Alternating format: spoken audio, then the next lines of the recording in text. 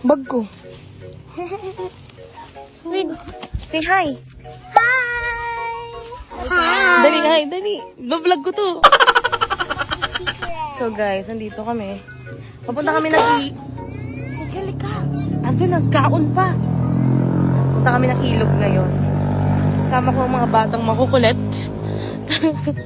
So dito nga nag-aantayan kami dahil maliligo kami sa ilog. Actually, pabago-bago yung plano nila. Kung magdadagat ba or mag-iilog. So ang napagdesisyon na, magdadagat na lang daw. Kaya ayun.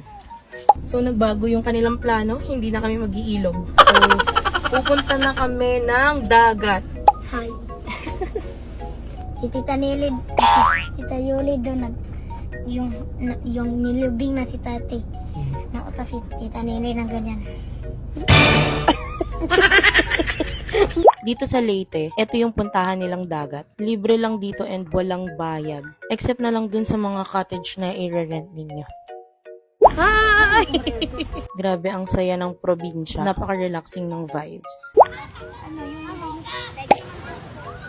So guys, nandito na kami sa dagat. Siyempre, ang mga bagets talaga nangunguna yan.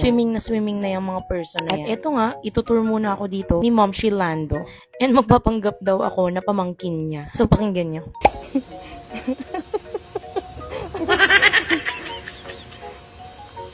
Kanang, what is mo yung nag-swimming?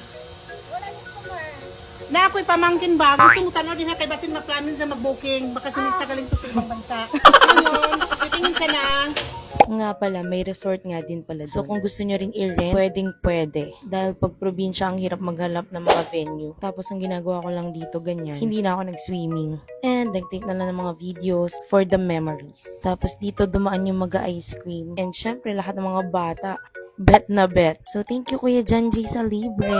So, I think dito ko na lang din muna tatapusin ang aking mini vlog. So, make sure to follow me and paki-like na rin. Comment na rin pala kayo. So, ayun lang for today's video. See you guys on my next one. Bye-bye!